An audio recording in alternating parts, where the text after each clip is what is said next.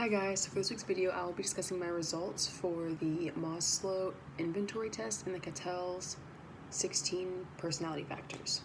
So for the Maslow test, I got 47% physiological needs, 34% safety needs, 27% love needs, 57% esteem needs, and 36% self-actualization. And overall, I'm honestly kind of surprised at how low my lower level needs were because on the test, I put that I felt loved, I don't feel unsafe, or am constantly thinking about, am I safe or not? I have food, I have clothes, I have somewhere to sleep, given it's a dorm room, but still, it's somewhere I don't have to worry about, am I gonna be able to go to bed at night or anything like that, So yeah, not really sure about those. I was also surprised at how high my my esteem needs were. And the description, but the description with that says that until I develop a skill, I can't move on, and that I could possibly be the need to be appreciated for that skill internally or externally. And I actually think that's pretty true. I know I answered that I'd rather be good at a lot of general things than one specific skill, and I think that kind of ties into this because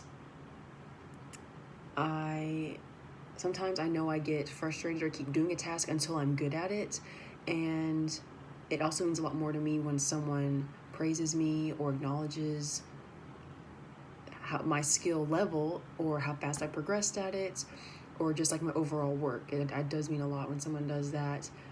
But also, if I don't receive the recognition, I sometimes feel that I need to do better, or I'm comparing myself to others to see how am I different than them since they're getting recognition and I'm not, just kind of things like that.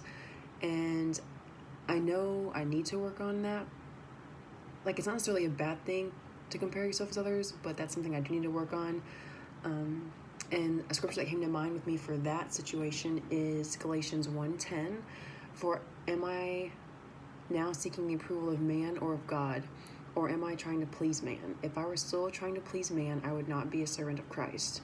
And I think that's pretty much is what it is. When we do things, or when I do things, I need to work on striving to please God and get his approval instead of man, because that's definitely temporary and has nothing to do with my eternal life, whereas God does. So, and God made everyone unique, so someone else might be better at something than I am, and there's nothing wrong with that. That's just how it is. So for the Catel's 16 factors, I think he was all right. Since there were so many listed, I'm going to do my top 3 highest and then my 2 lowest. And so my highest was perfectionism, which was 3 out of 4. And this says perfectionism is how high my standards are for myself, and I feel like that's correct. I strive to be perfect, even though I know I never will be, but that's my goal. Whether it's my schoolwork, my relationships, sports, just pretty much any area or something that I invest my time in, like I want to be good at it and try to be the best. My second highest was emotional stability, which was 2.8 out of 4.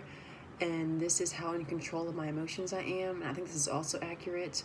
I feel that I control myself well, and that I'm usually kind of neutral or like steady. And especially if my emotions are negative, I feel like I not hide them, but I can keep them in pretty well. And especially if like the circumstance doesn't allow for that kind of emotion, I guess, or like it's not appropriate to have that, then I feel like I can keep it pretty reserved and stay calm during those situations. My third highest is warmth, which is 2.6 out of 4. And this is how nice I am to people. And I also agree with this one, and I'm glad this is one of my top ones actually, because it's something that is important to me.